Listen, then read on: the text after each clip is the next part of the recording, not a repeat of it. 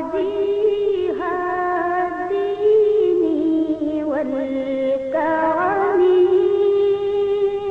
وحليف العلم والحكم نبي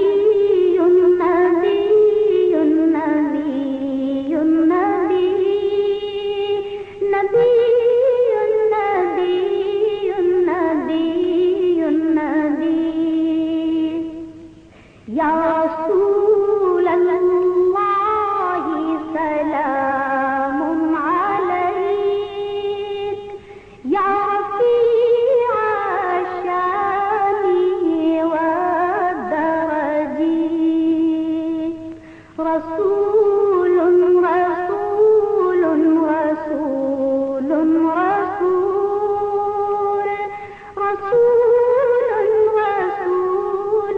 رسول رسول يا وفي العهد والذمم وحميد السعي والشيم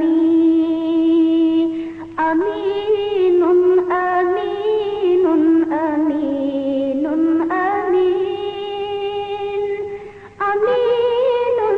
أمين أمين أمين يا وجيه الدين والكرم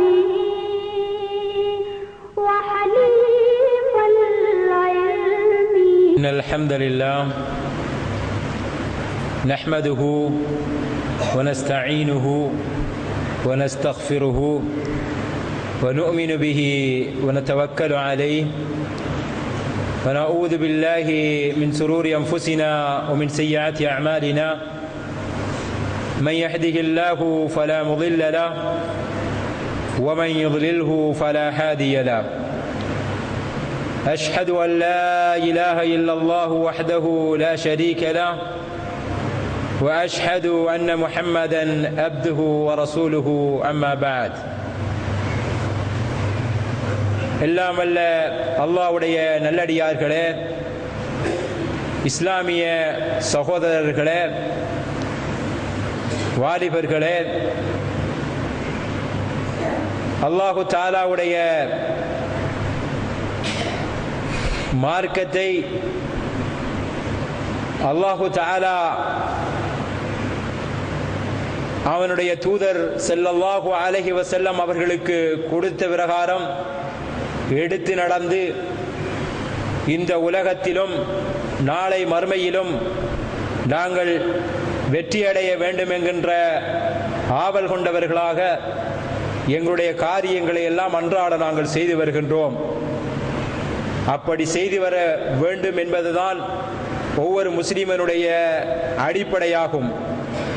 அல்லாஹ்வுடைய நல்லடியார்களே, இஸ்லாமிய சகோதரர்களே, அல்லாஹ் அவனுடைய தூதர் ஸல்லல்லாஹு அலைஹி வஸல்லம் அவர்கள் காட்டிய வழியை விட்டு மாறி எங்கள் மனோ இச்சை பிரகாரம் வாழ்பவர்களாக நாங்கள் இருந்தால் அல்லாஹ்வை பயந்து கொண்டு அதிலிருந்து விடுபட்டு தௌபா செய்து இனிய இஸ்லாமிய மார்க்கத்தில் பரிபூர்ணமாக நுழைகின்றவர்களாக எங்களை மாற்றிக்கொள்ள வேண்டும். அப்படி மாற்றுவதற்கு ஒரு தூண்டுகோலாக இன்றைய உரை அமையுமாக இருந்தால் அல்லாஹு தஆலா அதன் மூலமாக எனக்கு செய்த நற்பாக்கியமாகவும் உங்கள் அனைவருக்கும் செய்த நற்பாக்கியமாகவும் ஆக்குவானாக என்று பிரார்த்தித்தவனாக விடயத்துக்கு வருகின்றேன். அரபுலகத்தைச் சேர்ந்த ஒரு பணக்கார சகோதரர், அவருக்கு சிறுநீர் பையிலே ஒரு கோளாறு, சிறுநீர் கழிக்க முடியாமல் தவிக்கிறார். வசதி படைத்த அவருடைய பிள்ளைகள் எல்லோரும் தந்தையை சிறுநீர் கழிக்க செய்ய வேண்டும் என்பதற்காக வேண்டி படாத பாடுபடுகிறார்கள். வைத்தியரிடத்திலே ஆலோசனை பெறுகிறார்கள். வைத்தியர் பல லட்சம் ரூபாய் செலவழித்தால் ஒரு சிறப்புமிகு வைத்தியரை அணுகினால் அவருடைய சிறுநீர் சிக்கலை போக்கிவிடலாம் என்று ஆலோசனை செய்கிறார்கள். அந்த ஆலோசனையின் அடிப்படையிலே அவருடைய சிறுநீர் சிக்கலை போக்குவதற்காக வேண்டிய சிகிச்சைகள் நடவடிக்கைகள் நடைபெறுகின்றன. அல்லாஹ்வுடைய உதவியினால் சிறுநீர் சிக்கல் வைத்திய அறுவை சிகிச்சையின் பின்னால் சரியாக வேலை செய்கிறது. தந்தையினுடைய உடல் நோயையும் மனப்பாரத்தையும் போக்கிய திருப்தியிலே பிள்ளைகள் எல்லாம் சந்தோஷத்திலே குதிக்கிறார்கள், சந்தோஷத்தை கொண்டாடுகிறார்கள். ஆனால் நோய் சுகமாகிய அந்த தந்தை மாத்திரம் அழுதவராக இருக்கிறார், கவலை தோய்ந்தவராக இருக்கிறார்.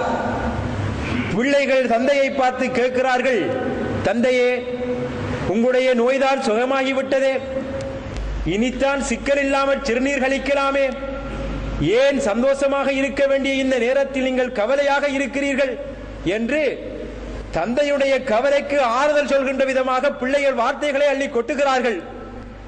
அப்போது அழுதவராக தந்தை சொல்கிறார், மக்களே, என்னுடைய வயதை சொல்லி இத்தனை ஆண்டு காலமாக நான் சிறுநீர் கழித்தேன். நான் சிறுநீர் கழிக்கின்ற போதெல்லாம் ₹1 செலவழித்தது கிடையாது. ஆனால் ஒரு நாள் இன்று சிறுநீர் கழிப்பதற்காக வேண்டி பல லட்சம் ரூபாய்களை, பல லட்சம் ரியாக்களை கொட்டி ஒரு நாள் சிறுநீர் நான் சரியாக கழித்ததற்காக நீங்கள் சந்தோஷம் கொண்டாடுகிறீர்களே. ஆண்டாண்டு காலமாக நான் கழித்த சிறுநீருக்கெல்லாம், சிறுநீர் கழித்த போதெல்லாம் அல்லாஹ் எனக்கு செய்த இந்த அருளை நினைத்து நான் எத்தனை பேர் சுக்கூர் செய்திருக்கிறோம், எத்தனை பேர் நாம் அல்லாஹ்வுக்கு நன்றி செலுத்தி இருக்கிறோம், எத்தனை நேரம் அல்லாஹ்வுக்கு இந்த அருளுக்காக வேண்டி நான் அல்லாஹ்வை துதி செய்திருக்கிறேன். மக்களே, நீங்கள் எத்தனை பேர் இப்படி துதி செய்திருக்கிறீர் என்று அல்லாஹ்வுடைய ஒரு அற்பமாக நான் கருதுகின்ற அந்த ஒரு நியமத்தை ஒரு பாக்கியமாக நினைத்து அந்த சகோதரர் அல்லாஹ்வை நினைவு கூறுகிறாரே.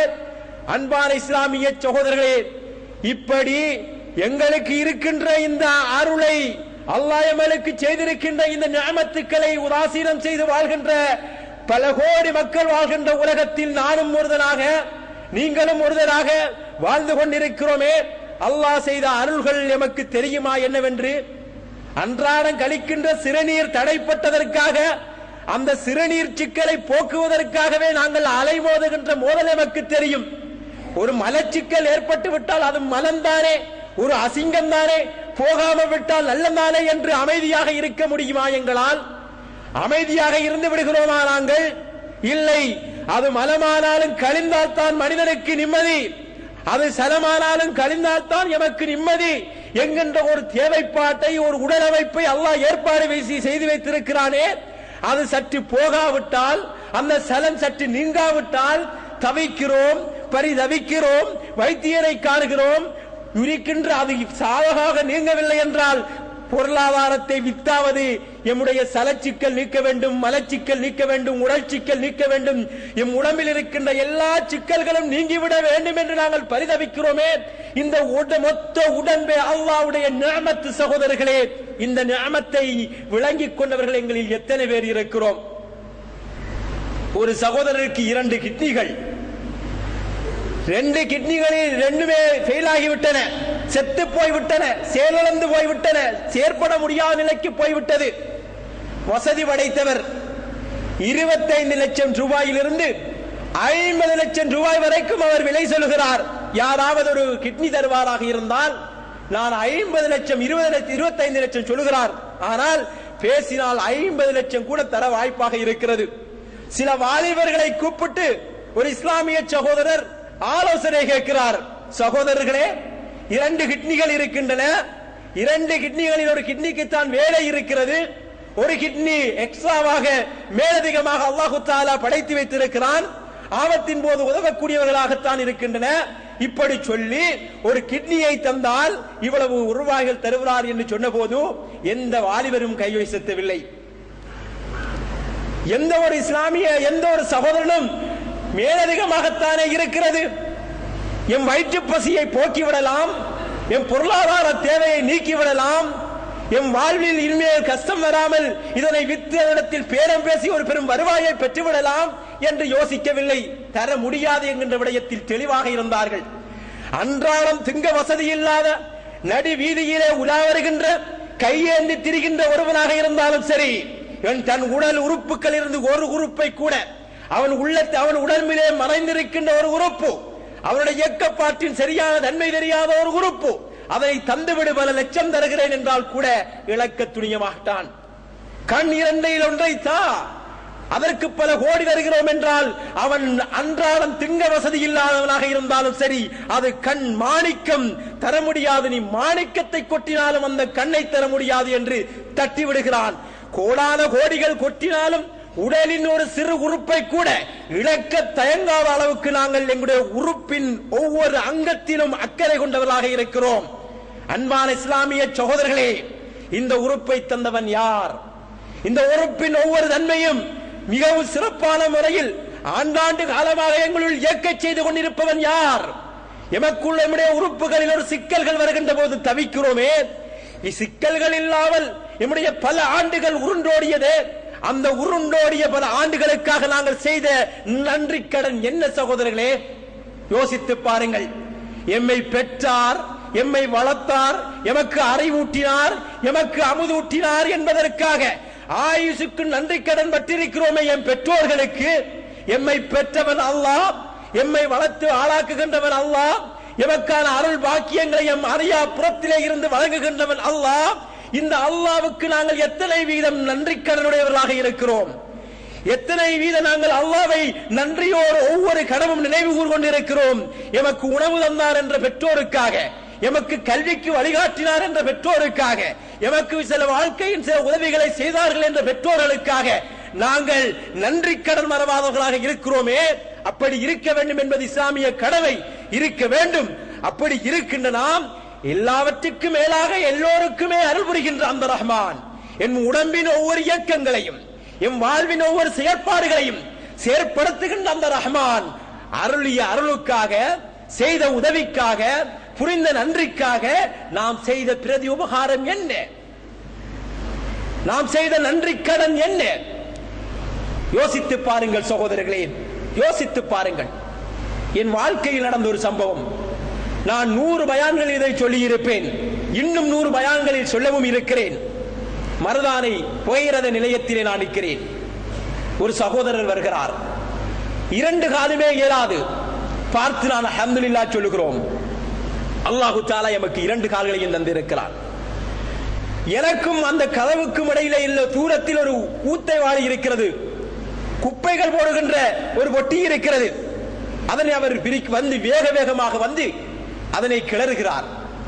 கிளறி அதிலிருந்து ஒரு உணவு பட்டலத்தை எடுக்கிறார், எடுத்து விரிக்கிறார், சாப்பிடுகிறார்.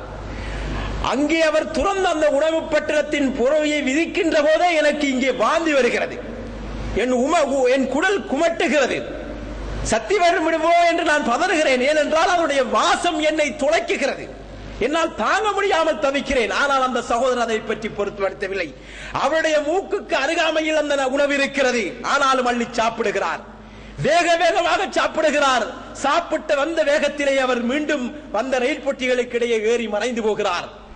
அன்று முதல் சுமார் 10 வருடங்களுக்கு முன் நான் பார்த்த இந்த ஞாபகம் இன்று வரைக்கும் என்னால் மறக்க முடியாத ஒரு சம்பவமாக என்னை நெஞ்சை தைத்துக் கொண்டிருக்கின்றன.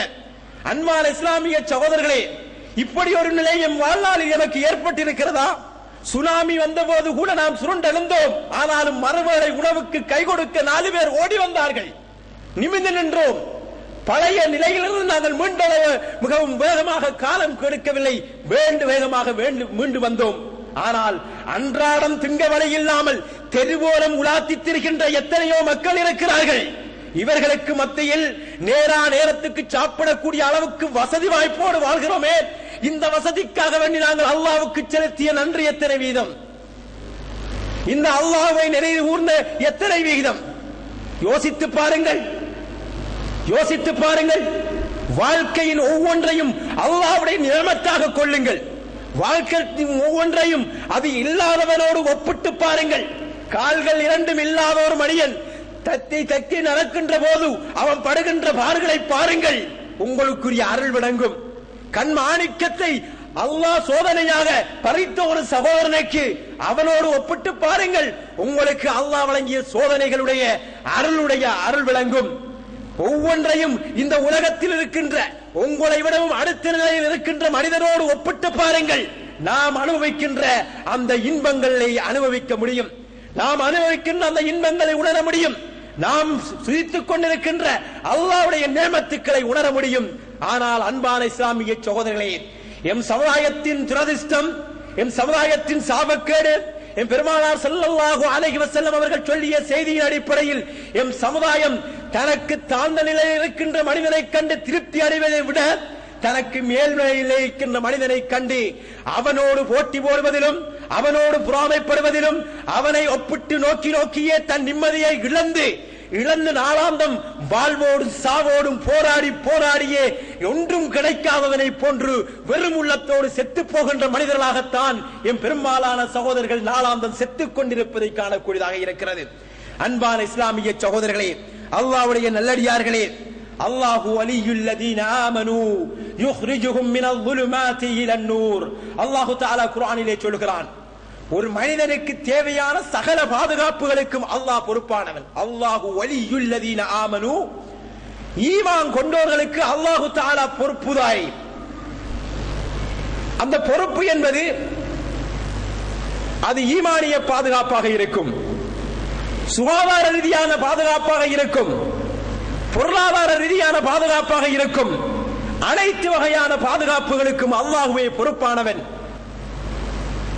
யுக்ரிஜுஹும் மினல் ظுலுமாத்தி இலன் நூர், இருளில் இருந்து வெளியேற்றி இப்படியான பொருளாதார சிக்கல் ஈமானிய கோணத்தில் அவருக்கு இருக்கின்ற வழிகேடு என்கின்ற அந்த அநியாயத்திலிருந்து பாதுகாக்கப்படுகின்ற அந்த பாதுகாப்பு, இப்படி ஒவ்வொரு பாதுகாப்புகளிலிருந்தும் ஒவ்வொரு அநியாயங்களிலிருந்தும் ஒவ்வொரு இருட்டான வாழ்க்கையிலிருந்தும் அவனை பாதுகாத்து ஒரு ஒளிமயமான வாழ்க்கைக்கு பொறுப்புதாரியாக அல்லாஹு தஆலா பொறுப்பேற்றி இருக்கிறான்.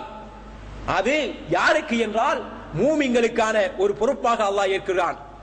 அன்பான இஸ்லாமிய சகோதரர்களே, நாங்கள் எங்களுடைய வாழ்க்கைகளை பார்க்கின்ற போது நம்முடைய வாழ்க்கையில் நாங்கள் அல்லாஹ்வுக்கு நன்றி கட்டதனமாக நடக்க முயற்சிப்பதன் காரணமாக எம் வாழ்க்கையின் பல விடயங்களை இழந்து விடுவதை காணக்கூடியதாக இருக்கிறது. அல்லாஹு தஆலா குர்ஆனிலே இதை சொல்லி காட்டுகிறான். கலீலும் மின் இபாதி அஷ்ஷகூர், அதாவது என்னுடைய அடியார்களில் நன்றி உணர்வுடையவராக இருப்பவர்கள் சொற்பம் பேரே இருக்கிறார்கள் என்று அல்லாஹ் குர்ஆனிலே சொல்லி காட்டுகிறான். நாங்கள் எங்கள் ஒவ்வொருவரும் எங்களை பற்றி சுய விசாரணை செய்து கொண்டே இதனை நாங்கள் யோசிப்போம். எமக்கு இருக்கின்ற பொருளாதாரத்திற்கு நாங்கள் எத்தனை பேர் எம் வாழ்க்கையின் பொருளாதார ரீதியான நன்றி உணர்வை தலையிலே சுமந்து கொண்டு வாழ்ந்து கொண்டிருக்கிறோம்.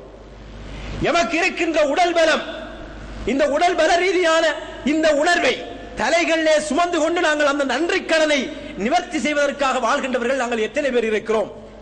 எங்களுக்கு இருக்கின்ற அறிவுக்கான நன்றி கடனை செலுத்துகின்றவர்கள் நாங்கள் எத்தனை பேர் இருக்கிறோம்?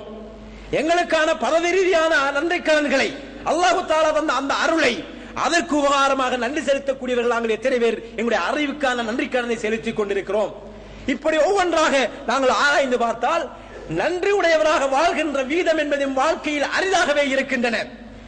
அல்லாஹ் தஆலா இன்னொரு வசனத்திலே சொல்கிறான், இன்னல் இன்சான லிரப்பிஹி லகனூத், மனிதர்களில் பெரும்பாலானவர்கள் தன் இறைவனுக்கு நன்றி கெட்டவர்களாகவே வாழ்ந்து கொண்டிருக்கிறார்கள்.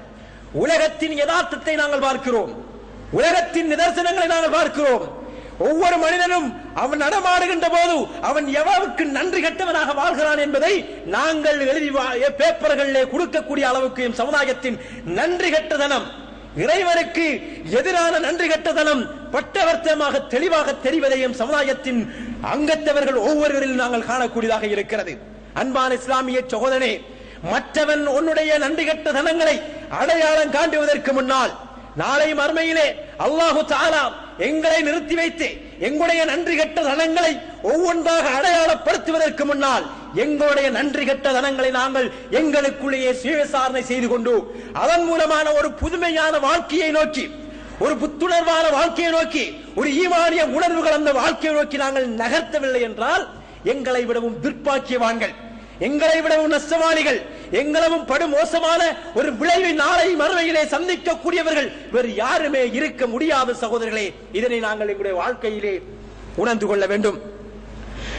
அன்பான இஸ்லாமிய சகோதரர்களே, இந்த நிஅமத்தை பற்றி நாங்கள் விளங்குகின்ற போது, அல்லாஹ் வந்திருக்கின்ற அருளை நாங்கள் விளங்குகின்ற போது, அல்லாஹு தஆலாவுடைய நிஅமத்தை அருளை நாங்கள் தெளிவாக உணர்ந்து செறிந்து அதன் அடிப்படையில் நடக்கவில்லை என்றால் அல்லாஹு தஆலா அதனை உணர்த்துவான்.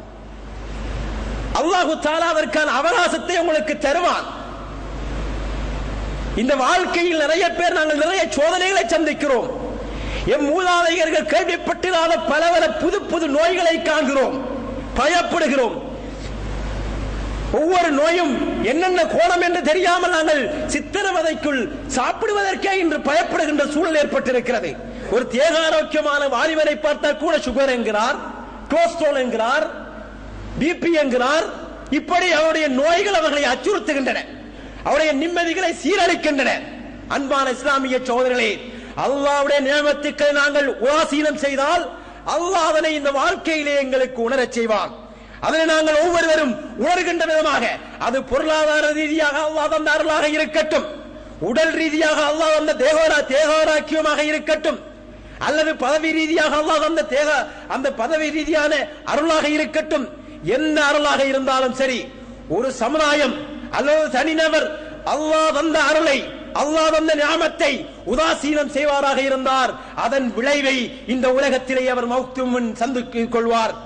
அவர் இந்த உலகத்திலேயே அவர் வாழும் தன் கண்ணை மூடுவதற்கு முன்னால், தன் உயிரை இழப்பதற்கு முன்னால், இந்த உலகத்தின் அல்லாஹ்வுடைய நியமத்தை உதாசீனம் செய்ததுடைய விளைவுகளை அவர் அறுவடை செய்யாமல் மௌத்தாக மாட்டார் என்கின்ற செய்தியை அல்லாஹ் அல் குர்ஆனிலும் பெருமானார் ஸல்லல்லாஹு அலைஹி வஸல்லம் உடைய வாக்குகளிலும் நாங்கள் காணக்கூடியதாக இருக்கிறது. அல்லாஹ் தஆலா குர்ஆனிலே சொல்கிறான், فَكُلًّا أَخَذْنَا بِذَنبِهِ فَمِنْهُمْ مَنْ أَرْسَلْنَا عَلَيْهِ حَاسِبًا وَمِنْهُمْ مَنْ أَخَذَتْهُ الصَّيْحَةُ وَمِنْهُمْ مَنْ خَسَفْنَا بِهِ الْأَرْضَ. அல்லாஹ் தஆலா சொல்கிறான், ஒவ்வொருவரையும் அவருடைய குற்றங்களுக்கு ஏற்ப நாங்கள் பிடித்தோம், தண்டனை கொடுத்தோம்.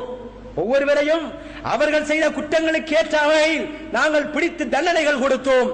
சிலர் இருக்கிறார்கள், சிலரை அவர்கள் செய்த பாவத்தின் காரணமாக கல்மாரி பொறிந்து கல்மலைகளை பொறிந்து அவர்களை சோதனை செய்தோம். சிலரை பூமி உள்வாங்கி புதையுண்டு போனார்கள், சிலர் மூழ்கி போனார்கள். இப்படி ஒவ்வொருவராக அல்லாஹு தஆலா இப்படி ஒவ்வொருவரையும் சொல்லிவிட்டு சொல்கிறான், وَمَا كَانَ اللَّهُ لِيَظْلِمَهُمْ وَلَكِنْ كَانُوا أَنفُسَهُمْ يَظْلِمُونَ. அல்லாஹு தஆலா யாருக்குமே இந்த அநியாயம் செய்தது கிடையாது. நீரில் மூழ்கி செத்து போனவர்களாக இருக்கட்டும், அல்லது மண் வாங்கி உள்வாங்கி போனவர்களாக இருக்கட்டும், கல்மாரியிலே கரைந்து போனவர்களாக இருக்கட்டும், இந்த உலகத்தில் எவர்கள் சோதனைகளால் சுருண்டு போனார்களோ இது அல்லாஹ் செய்த அநியாயம் கிடையாது. அல்லாஹ் செய்த அநியாயம் கிடையாது.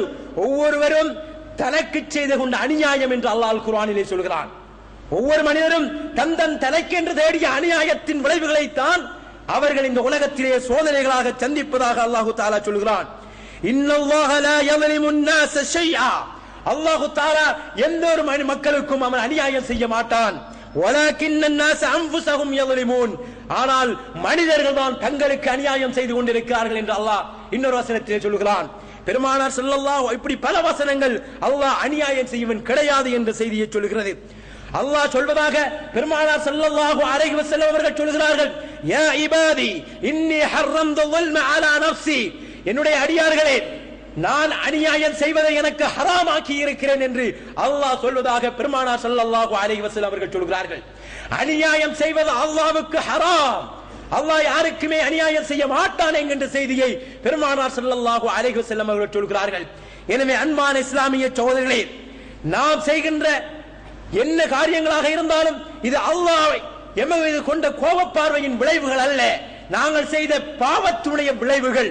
அல்லாஹு தஆலா எங்களுக்கு அநியாயம் செய்ய வேண்டும் என்கின்ற நோக்கத்தின் அடிப்படையில் நிகழ்வுகள் அல்ல, நாங்கள் செய்கின்ற பாவங்களை உணர்த்த வேண்டும் என்பதற்காக அல்லாஹு தஆலா எமக்குள் ஏற்படுத்துகின்ற இது படிப்பினை பாடங்கள் என்பதை எம் சமுதாயத்தில் உள்ள நாங்கள் ஒவ்வொருவரும் உணர்ந்து கொள்ள வேண்டும். அல்லாஹு தஆலா அதனை நேரடியாகவே சொல்லி காட்டுகிறான். وَمَا أَصَابَكُم مِّن مُّصِيبَةٍ فَبِمَا كَسَبَتْ أَيْدِيكُمْ. உங்களுக்கு ஏதாவது சோதனை ஏற்பட்டால் அது நீங்கள் செய்தவற்றின் விளைவுகள், அல்லாஹ்வுடைய நியமத்துக்களை உதாசீனம் செய்ததனுடைய அறுவடைகள், அல்லாஹ் அந்த வாக்கியத்தை காலால் எட்டி மிதித்ததனுடைய விளைவுகளைத்தான் நீங்கள் சந்திக்கிறீர்கள் என்று அல்லாஹு தஆலா அல் குர்ஆனிலே சொல்கிறான். இன்னொரு வசனத்திலே இதற்கு முன் எத்தனையோ அவர்களை நாங்கள் அழித்திருக்கிறோம், அவருடைய பாவத்தின் காரணங்களாக நாங்கள் அழித்திருக்கிறோம். ஃபிரௌனுடைய கூட்டத்தை நாங்கள் நீரிலே மூழ்கடித்திருக்கிறோம். இது அவர்கள் செய்த அநியாயத்தின் விளைவுகளை அவர்கள் கண்டார்கள் என்று அல்லாஹு தஆலா அல் குர்ஆனிலே சொல்கிறான். அன்பான இஸ்லாமிய சகோதரர்களே, அல்லாஹ்வுடைய நல்லடியார்களே, அல்லாஹ்வுடைய நிஅமத்துக்களை மறந்து இந்த உலகத்தில் வாழ்வோமாக இருந்தால் அந்த வாழ்க்கையின் விளைவுகளை நாங்கள் இந்த உலகத்திலே மௌத்தானதன் பின்னால் எம்முடைய சக்கராத்துடைய வேதனையில் எமக்கு ஏற்படக்கூடிய தண்டனை, அதன் பின்னால் கபரிலே ஏற்படக்கூடிய சோதனை, அதற்கு பின்னால் மஹ்ஷர் வலையிலே எமக்கு ஏற்படக்கூடிய சோதனை, அதற்கு பின்னால் நிரந்தரமான வாழ்க்கையில் நரகமா சுவர்க்கமா என்கின்ற அந்த இரண்டு தேர்வுகளில் இந்த உலகத்தில் அல்லாஹ்வுடைய நிஅமத்துக்களை மறுதலித்ததன் விளைவாக அடைந்து கொள்ளக்கூடிய நரகம் என்கின்ற வாழ்க்கை என்பது ஒரு மனிதனுடைய மௌத்தின் பின்னால் அவன் தொடர்ச்சியாக சந்திக்க போகின்ற அந்த விளைவுகளாகும். ஆனால் இந்த உலகத்தில் வாழ்கின்ற போது நாங்கள் நம்முடைய நிம்மதியை இழந்த ஒரு வாழ்க்கையை வாழ்ந்து நிம்மதியே இல்லாத நாளாந்தம் வாழ்வோடு சாவோடும் போராடி போராடிய சாகின்ற ஒரு மோசமான ஒரு சூழ்நிலையை இந்த உலகத்தில் சந்திக்கக்கூடிய ஒரு சோதனையை அல்லாஹு தஆலா அவனை மறந்து வாழ்கின்ற சமுதாயத்திற்கு வித்தியாசமாக ஏற்படுத்துவான். ஈமான்தாரியாக வாழ்வதன் மூலமாகவும் சில சோதனைகள் ஏற்படும். அந்த சோதனையை சந்திக்கின்ற மக்கள் மனச்சஞ்சலம் அடைய மாட்டார்கள், மன துக்கம் அடைய மாட்டார்கள். இன்னா லில்லாஹி வ இன்னா இலைஹி ராஜிஊன். நாங்கள் இறைவன் புறத்தே இருந்து வந்தவர்கள், இறைவன் புறத்தே மீண்டும் மீளக்கூடியவர்கள் என்கின்ற அந்த கொள்கையில் உறுதியாக இருப்பதன் மூலமாக, இஸ்லாமியனாக வாழ்வதன் மூலமாக ஏற்படுகின்ற ஒவ்வொரு சோதனையும் அவர்கள் இன்பமாக நுகர்வார்கள். அதனாலே மறுமையின் சுவர்க்கத்தின் பூங்காவனத்தின் சுகண்டியாக அவர்கள் இந்த உலகத்திலே உணர்வார்கள். ஆனால் அல்லாஹ்வை மறந்த வாழ்க்கை வாழ்கின்றவர்கள் இந்த உலகத்தில் ஏற்படுகின்ற சாதாரண காய்ச்சலை கூட அவன் தாங்க மாட்டான். அவனுக்கு ஏற்படுகின்ற சாதாரண தலைவலியை கூட அவன் பெரும் சோதனையாக எதிர்கொள்வான்.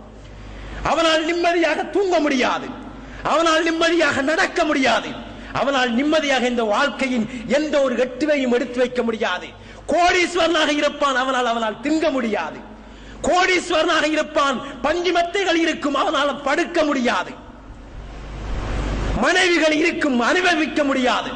பிள்ளைகள் இருக்கும், அது சோதனைகளாக மாறும்.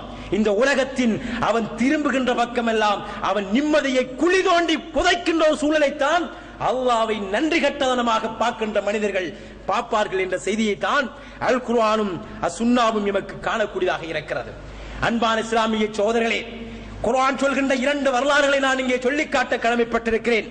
முதலாவதாக எமக்கு தெரிந்த ஒரு வரலாறு தான் காரூனுடைய வரலாறு. இன்ன காரூன கான மின் கௌமி மூஸா ஃபபகா. மூசா அலைஹிஸ்ஸலாமுடைய கூட்டத்தில் வாழ்ந்த காரூன் என்பவன் வரம்பு மீறி எல்லை மீறி தன் பொருளாதாரத்தின் அகங்காரத்தின் காரணமாக இது நான் சம்பாதித்தவைகள், என்னுடைய படம், என்னுடைய பொருள், என்னுடைய படை, நான் தான் என்ற அந்த அகங்காரத்தின் விளைவாக இந்த பூமியிலே வாழ்ந்தான். அவருடைய பொருளாதாரத்தின் திறவுகோள்களை சுமக்கின்றதற்கே பல படைகள், பல பலசாலிகள் தேவைப்பட்ட அளவுக்கு பெரும் பொருளாதார வசதியுடையவனாக வாழ்ந்தான். பொருளாதார வசதிகள் சிலருக்கு ஏறிவிட்டால் அவருடைய தலைகால்கள் வழங்குவதில்லை. அவருடைய பொருளாதாரம் என்பது இது நான் கஷ்டப்பட்டு சம்பாதித்தவைகள், இது நான் என்று நான் என்கின்ற மமனை தலையிலே அடிப்பதன் காரணமாக அந்த பொருளாதாரத்தை வைத்து அரசியல் செய்ய முற்படுகிறார்கள். அந்த பொருளாதாரத்தை வைத்து ஏழைகளை சுரண்டிக் கொள்ள முற்படுகிறார்கள். அந்த பொருளாதாரத்தை வைத்து ஏழைகளை இழிவானவர்களாக மட்டமானவர்களாக தன் சமுதாயத்தில் வாழ்கின்ற சக மனிதர்களை எல்லாம் மனித பிறவிகள் இல்லாமல் அடிமை ஜென்மங்களாக பார்க்கின்ற மனிதர்களாக மாறுகிறார்கள். இப்படி வாழ்ந்த ஒருவன் தான் இந்த காரூன் என்பவன். அல்லாஹு தஆலா அவனுக்கு கொடுத்திருந்த பொக்கிஷம் இந்த உலகத்திலே யாருக்குமே கொடுக்காத ஒரு பொக்கிஷமாக சொல்கிறான். எம் முன்னால் நடமாடுகின்ற எந்த பணக்காரனும் பெற்றுக் கொள்ள முடியாத ஒரு பெரும் பணக்காரனாக அவனை அல்லாஹ் குர்ஆனிலே சித்தரிக்கிறான். இப்படியான அவனுடைய பொக்கிஷங்களுடைய திறவுகோலை தூக்கி சமப்பதற்கே பல பலசாலிகள் தேவை என்று அல்லாஹ் சொல்கிறான். அவன் சொன்னதெல்லாம் இது என்னுடைய சொத்து, நான் என்ற மமதை, இது அல்லாஹ் தந்த அருள், அதற்கு நன்றியுடையவனாக நீ நடந்து கொள் என்று அந்த மக்கள் உபதேசம் செய்தவெல்லாம், அந்த மக்கள் அவனுக்கு அல்லாஹ்வை நினைவூட்டிய போதெல்லாம் இப்படி உபதேசங்கள் மிம்பர்களிலே, இப்படி உபதேசங்களுடைய காதுகளிலே செவிடன் காதில் ஊதியல் போன்று சங்குகள் ஊதப்பட்ட போதெல்லாம் உதாசீனம் செய்தான். எள்ளி நகையாடினான். இது என்னுடைய சொத்து, இது ஒருபோதும் அழியாது, நான் நிலையானவன், என் சொத்து நிலையானது என்று சொல்ல போதெல்லாம் அந்த சமுதாயம் அவனுக்கு நினைவூட்டிக் கொண்டே இருந்தார்கள். ஆனால் உபதேசங்கள் பிரயோசனம் அளிக்கவில்லை. அவருடைய காதுகள் செம்புகள் ஊதப்பட்ட காதுகள் போன்றே இருந்தன. நாங்கள் நம்முடைய ஆயுசுகளுக்கு 1000 குத்துபாக்களை கேட்டிருக்கிறோம், நம்முடைய ஆயுசுகளுக்கு 1000 பயான்களை கேட்டிருக்கிறோம். எங்களுக்கு எத்தனையோ உபதேசங்கள் காதுகளிலே ஊதப்பட்டிருக்கின்றன. அல்லாஹ்வுடைய அருள்களை நினைவு கொண்டு குறைந்தது தொழுங்கள் மக்கள் என்று சொல்லப்பட்டிருக்கிறது, நோன்பு பிடிங்கள் என்று சொல்லப்பட்டிருக்கிறது.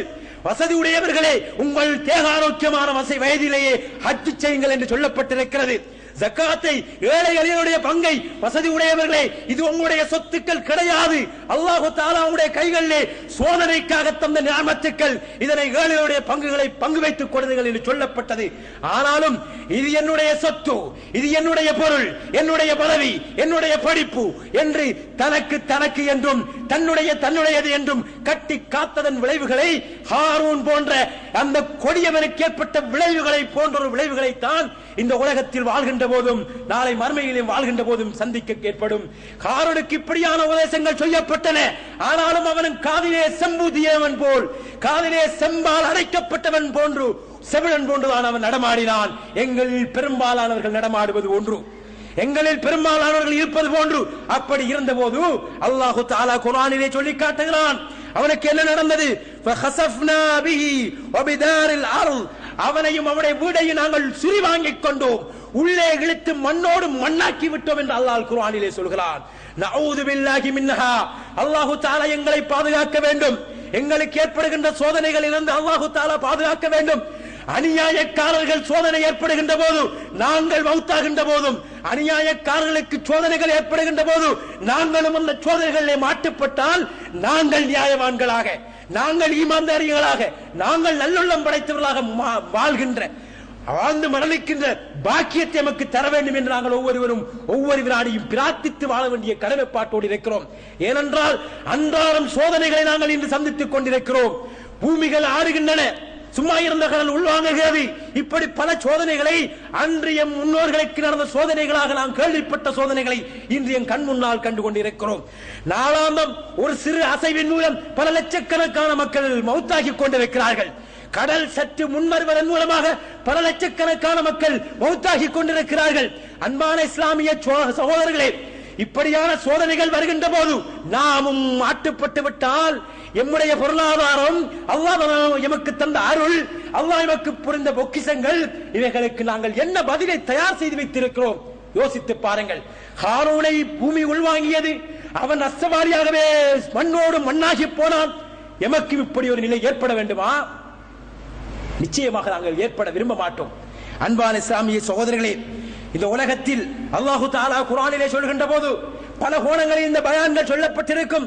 வஹரல் ஃபஸாது பில் பர்ரி வல் பஹரி பிமா கஸபத் ஐதின் நாஸ், பூமியிலும் கடலிலும் குழப்பம் ஏற்படுகிறது. ஏன் மனிதர்கள் ஏன் இந்த சோதனைகளை சந்திக்கிறார்கள்? பிமா கஸபத் ஐதின் நாஸ், மனிதர்கள் செய்த செய்வினையின் விளைவு. அவர்கள் இந்த உலகத்தில் ஆடிய ஆட்டத்தை அனுபவிக்கிறார்கள் என்று அல்லாஹ் சொல்கிறான். இந்த உலகத்தில் அவர்கள் போடுகின்ற கூத்துக்களை இந்த உலகத்தின் சோதனைகளாக அவர்கள் அறுவடை செய்கிறார்கள் என்று அல்லாஹ் சொல்கிறான்.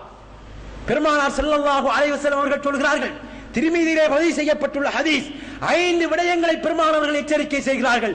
நோயால் வருகின்ற எச்சரிக்கை, பசி பட்டினியால் வருகின்ற எச்சரிக்கை, ஒருவன் இந்த உலகத்திலே ஏனைய அந்நிய சமூகத்தினால் எதிர்நோக்குகின்ற எச்சரிக்கை, இவை அனைத்தும் மனிதன் செய்கின்ற ஒவ்வொரு செயலின் மறு விளைவு என்று பெருமானார் ஸல்லல்லாஹு அலைஹி வஸல்லம் அவர்கள் சொல்கிறார்கள். எனவே அன்பான இஸ்லாமிய சோதனை, காரூன் என்கின்ற ஒரு தனிநபருக்கு ஏற்பட்ட சோதனை, அவனுக்கு வழங்கப்பட்ட தண்டனை காரூனுடைய மனநிலையில் வாழ்கின்ற எல்லா மக்களுக்கும் படிப்பினையாக அமைய வேண்டும். பயான் பண்ணுகின்ற எனக்கு இது படிப்பினையாக அமைய வேண்டும், கேட்கின்ற உங்களுக்கு படிப்பினையாக அமைய வேண்டும். இந்த செய்தி எவரவர்களுக்கெல்லாம் குர்ஆனை படிக்கின்ற போது எட்டுகிறதோ, இந்த உபதேசங்களை கேட்கின்ற போது எட்டுகிறதோ, அல்லது எந்தெந்த வழியில் எட்டுகிறதோ, அவர்கள் எல்லோருக்கும் காரூனுடைய கால் தூசி பெருமானம் அளவுக்கும் என்னுடைய ஈமானில் கலப்படம் வந்துவிடக் கூடாது, அகங்காரம் வந்துவிடக் கூடாது என்கின்ற மனநிலை உருவாக வேண்டும். அவன்தான் உண்மையாக அல்லாஹ்வுடைய நிஅமத்தை உணர்ந்த மனிதன். அவன்தான் உண்மையாக காரூனுடைய பாடத்திலிருந்து படிப்பினை பெற்றவன். அவன்தான் குர்ஆனை ஒழுங்காக படித்த மனிதன்.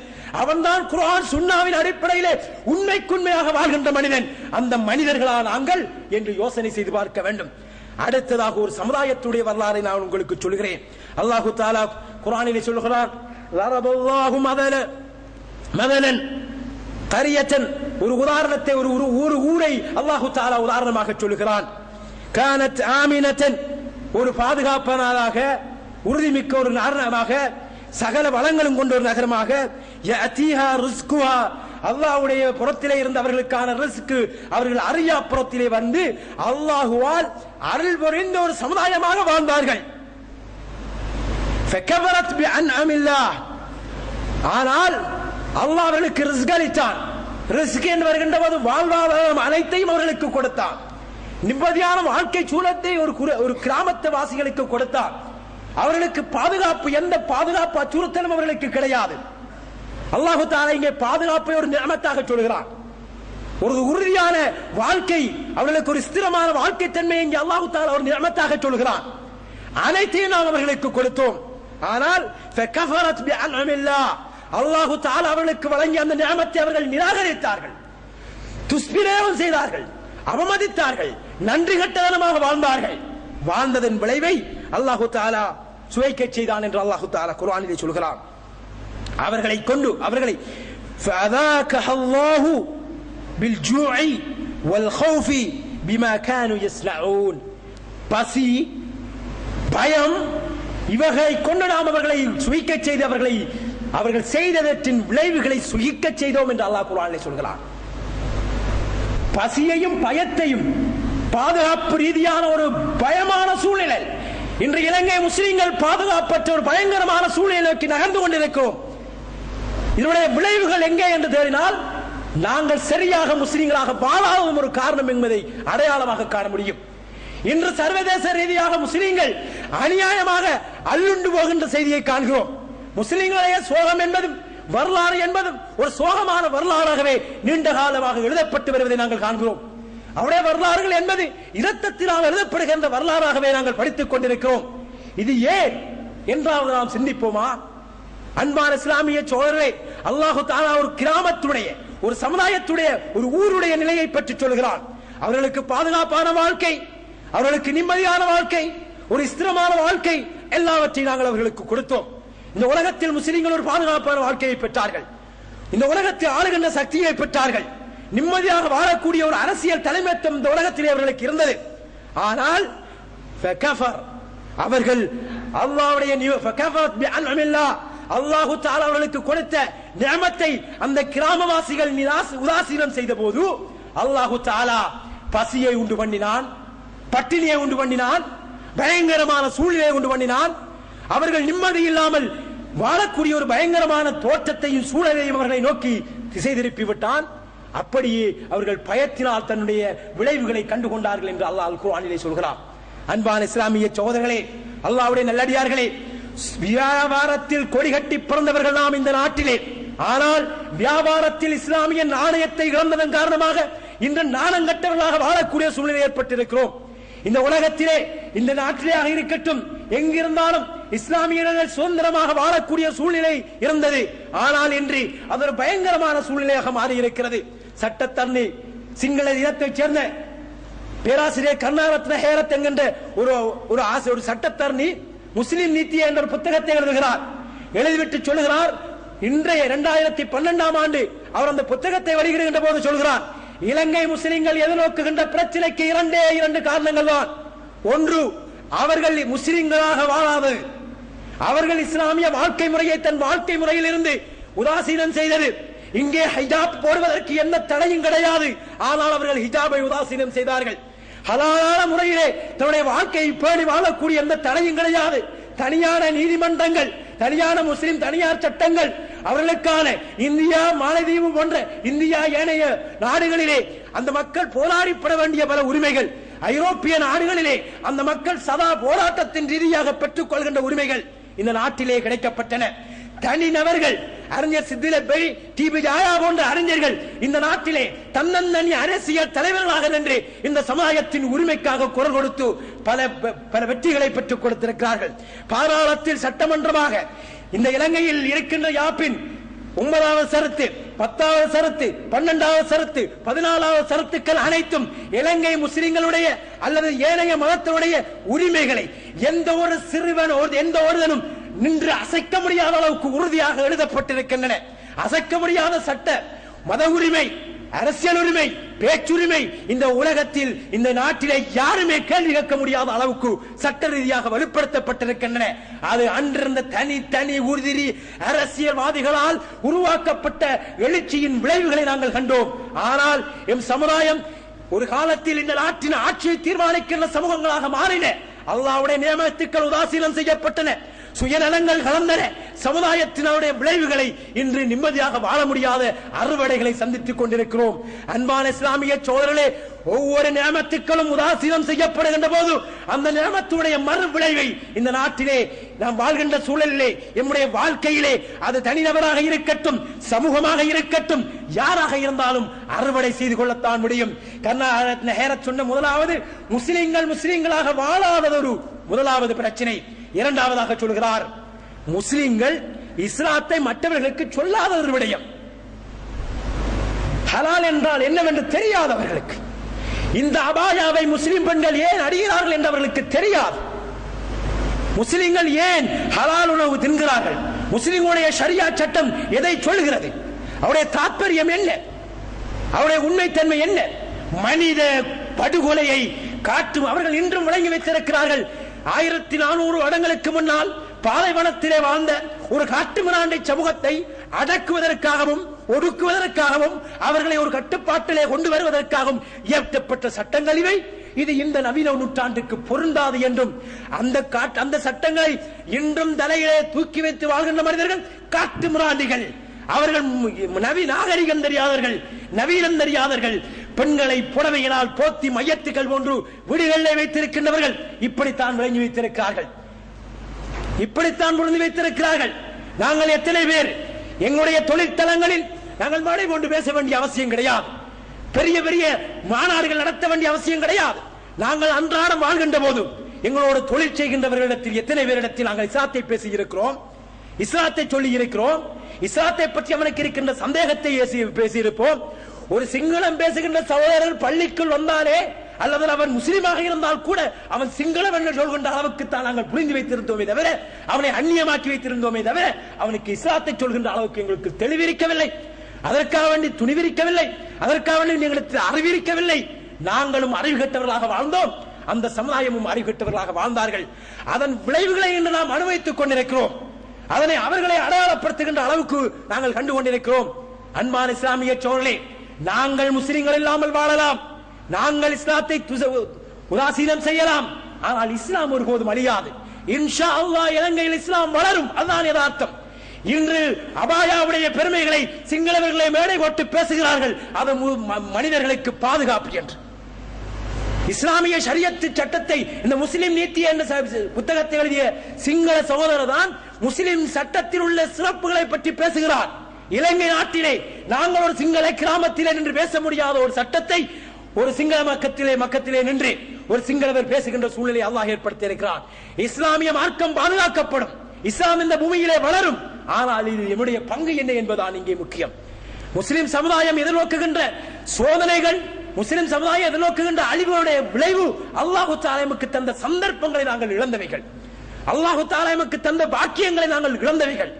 இவைகளை நாங்கள் உணரும் காலம் வரும்போது நிச்சயமாக நமக்கு பாதுகாப்பு உண்டு, நிச்சயமாக இந்த உலகத்திலும் பாதுகாப்பு உண்டு, நிச்சயமாக நாளை மறுமையில் நமக்கு பாதுகாப்பு உண்டு. அல்லாஹு தஆலா அல்லாஹு வலியுல் லதீன ஆமனு யுக்ரிஜுஹும் மினல் ظுலுமாத்தி இலன் நூர்.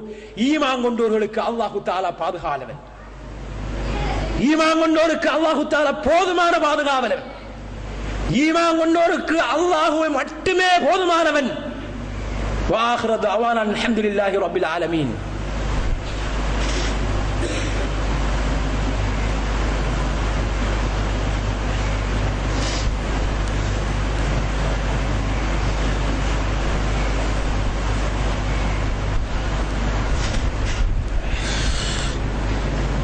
إن الحمد لله والصلاة والسلام على رسول الله أما بعد.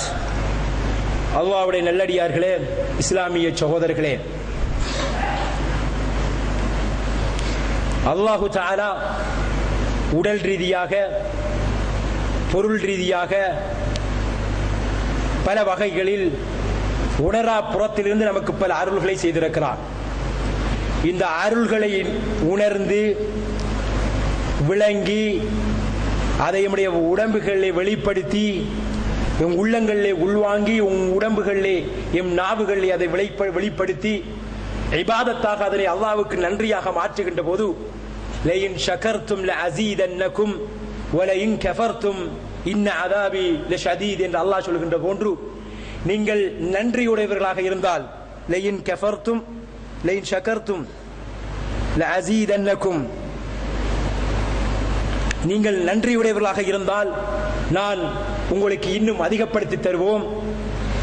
வலயின் கஃபர்தும், நீங்கள் நிராகரிப்பீர்களாக இருந்தால் இன்ன அஸாபி லஷதீத், நிச்சயமாக அல்லாஹ்வுடைய தண்டனை என்பது, சோதனை என்பது மிகவும் கடுமையானதாக இருக்கும் என்று அல்லாஹு தஆலா அல் குர்ஆனிலே சொல்கிறான். இந்த வசனம் எந்த சந்தர்ப்பத்தில் இறங்கியது என்றால், மூசா அலைஹிஸ்ஸலாம் அவர்களுக்கு அவருடைய கூட்டத்தினருக்கும் அல்லாஹு தஆலா புரிந்த நிஅமத்துக்களை பற்றி ஞாபகப்படுத்துகின்ற போதுதான் அல்லாஹு தஆலா இதை சொல்கிறார். மூசா அலைஹிஸ்ஸலாம் அவர்களுக்கு அரியாபுரத்திலிருந்தெல்லாம் உணவை வழங்கினான். ஃபிரௌனிடத்திலிருந்தே பாதுகாப்பு பற்றி கடலை புலந்து வழி கொடுத்தான்.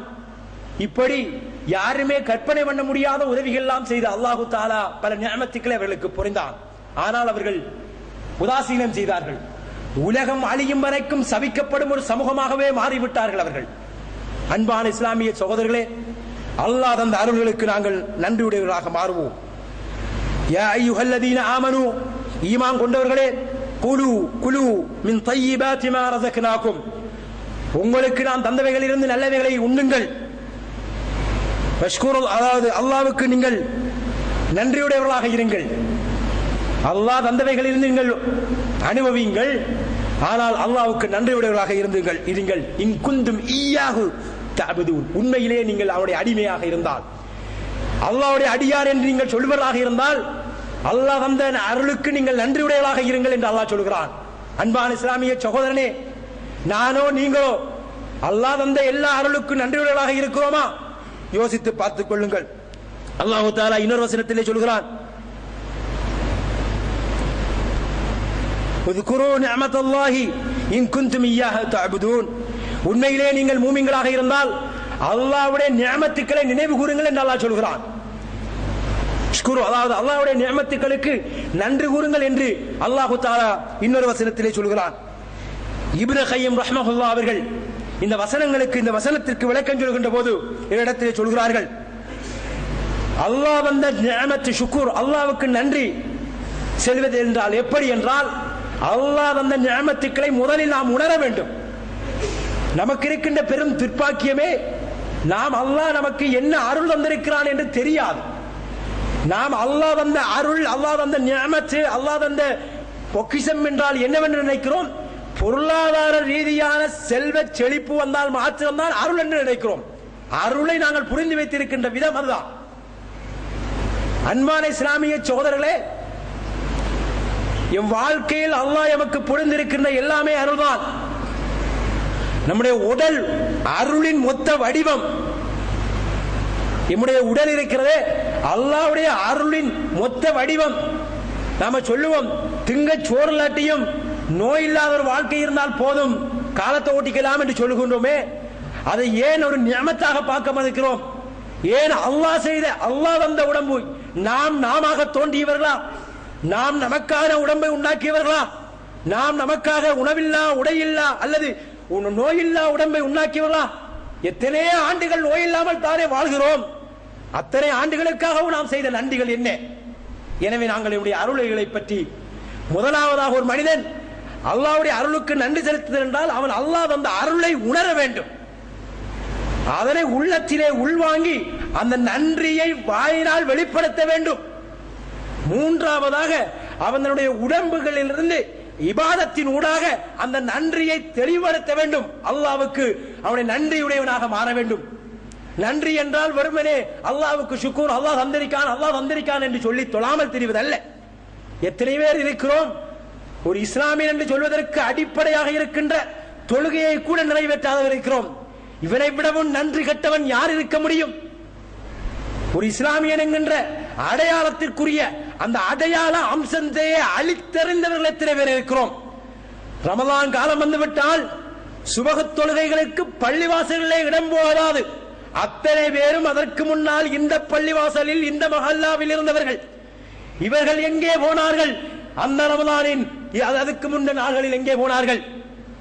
நன்றி கட்ட தனத்தை தலையிலே சுமந்து கொண்டு ஷைத்தானின் தோழர்களாக ஷைத்தானோடு உலா வந்தவர்களாகத்தான் இருந்தார்களே தவிர, ஷைத்தானுக்கு விசுவாசிகளாக இருந்தார்களே தவிர, அவன் காட்டிய இன்பத்திற்கு அவன் தூங்க வேண்டும் என்று சொன்னால் தூங்குகின்றவர்களாக, அவன் டான்ஸ் ஆட வேண்டும் என்று சொன்னால் ஆடுகின்றவர்களாகத்தான் ஷைத்தானுக்கு நன்றி உடையவர்களாக இருந்தார்களே தவிர அல்லாஹ்வுக்கு நன்றி கெட்டவர்களாகத்தான் இருந்தார். ஒரு குறைந்தது தொழ முடியாதவன் இந்த உலகத்தில் எப்படி அல்லாஹ்வுக்கு நன்றி உடையவனாக இருப்பான்? அவனால் இலகுவாக செய்யக்கூடிய ஒரு காரியத்தை கூட செய்ய முடியாதவனால் அவன் வாழ்க்கையின் ஏனைய கோணங்களில் எப்படி நன்றி உடையவனாக இருப்பான்? சகோதரர்களே, யோசித்து பாருங்கள். அல்லாஹ்வை பயந்து கொள்ள வேண்டும். திடீர் என்று உங்களுடைய இன்பங்களை துண்டித்துவிடும் மரணங்களை பயந்து கொள்ளுங்கள் என்று பெருமானார் சொன்னார்களே, அந்த பயம் எங்களை ஆட்ட வேண்டும். இல்லை என்றால் நாங்கள் திருந்த மாட்டோம். இல்லை என்றால் திருந்த மாட்டோம். திடீரென்று வரும், திடீரென்று வரும்.